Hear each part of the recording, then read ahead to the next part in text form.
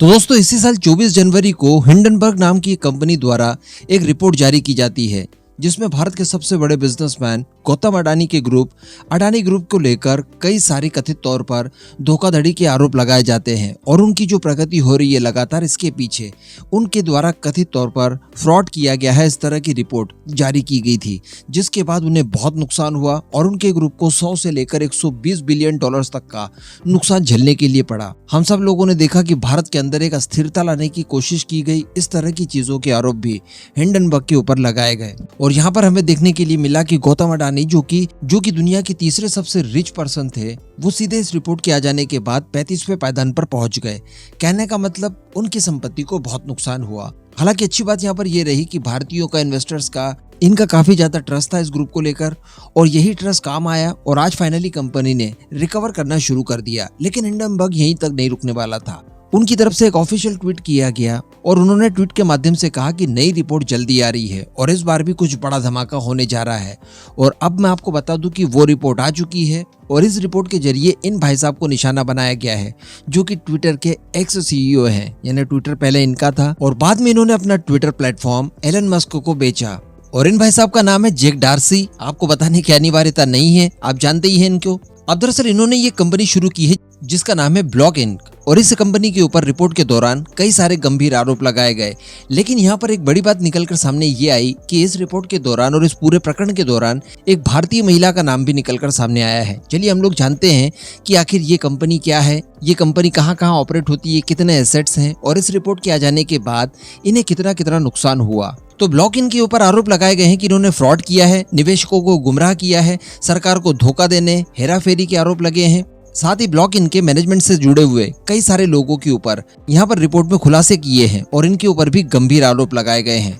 और इन्हीं मैनेजमेंट के लोगों में से एक भारतीय महिला भी है जिनका नाम है अमृता आहूजा।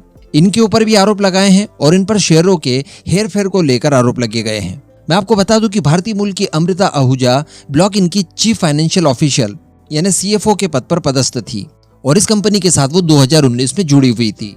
अब ब्लॉक इन की बात की जाए तो ये काफी छोटी कंपनी है, इसे अडानी ग्रुप से कंपेयर तो नहीं किया जा सकता, उसकी तुलना में ये बहुत छोटी है।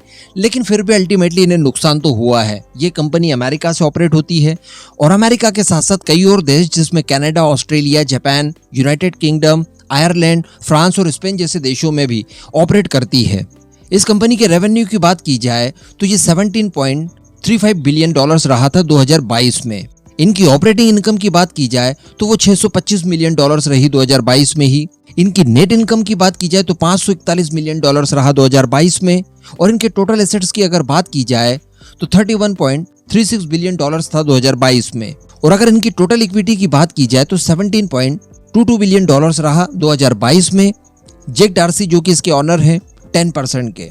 अब जैसे इनके ऊपर रिपोर्ट जारी की गई, इनके शेयर में गिरावट आनी ही थी क्योंकि वैसे ही हिंडनबर्ग काफी ज्यादा फेमस हो गया था और इसकी रिपोर्ट का इम्पैक्ट बहुत ज्यादा पड़ता है, ये दुनिया ने देखा। तो ऐसी परिस्थिति में जो इन्वेस्टर्स होते हैं उनका विश्वास तो डामाडोल होगा ही होगा। और बताया जा रहा है कि ब्लॉक इन के इस रिपोर्ट आ जाने के बाद 20% तक स्टॉक टूट गए। लेकिन दोस्तों सोशल मीडिया पे जो सबसे बड़े बहस का मुद्दा बना वो बना जैक डार्सी, क्योंकि जैक डार्सी जो कि ट्विटर किसी जमाने में संभाला करते थे और इन्हीं का हुआ करता था, तो इन्हें जो लेफ्ट लिबरल और लिब्रांडो टाइप के लोग हैं उनका देवता बताया जाता है। आपको पता होगा कि राइट विंग वाले जब भी अपनी किसी बात को रखते थे ट्विटर पर, जब इनका ट्विटर हुआ करता था उस समय उनको ब्लॉक किया जाता था, उनकी रीच कम कर दी जाती थी और कई सारे राइट विंग सपोर्टर्स के ट्विटर हैंडल तक इन्होंने ब्लॉक करवा दिए थे, जिसमें आप भारत की तरफ से भी कंगना रनौत का नाम ले सकते हैं। इसी के साथ साथ डोनाल्ड ट्रंप जो सबसे बड़ा नाम है, उनकी भी ट्विटर से विदाई इन्हीं व्यक्ति की वजह से हुई। और कहने का मतलब जितने भी देशों में जो लेफ्ट विंग वगैरह होता है उनको इनका भारी समर्थन रहता था। अब हिंडनबर्ग ने इनके खिलाफ ही रिपोर्ट जारी कर दी तो थोड़ा सा अचरज में लोग पड़ गए, क्योंकि हिंडनबर्ग के ऊपर ये आरोप लगाया गया है कि ये जो लेफ्ट लिबरल गैंग है इन्हीं में से एक हिंडनबर्ग है और इनका काम है राइट विंग विचारधारा के ऊपर इस तरह के अटैक वगैरह करना, जानबूझकर उनकी संपत्तियों को नुकसान पहुंचाना, उनके एसेट्स को नुकसान पहुंचाना। लेकिन इस बार तो इन्होंने लिब्रांडो के देवता के ऊपर इस तरह का अटैक कर दिया, तो थोड़ा सा आश्चर्य जरूर हो रहा है यूजर्स को।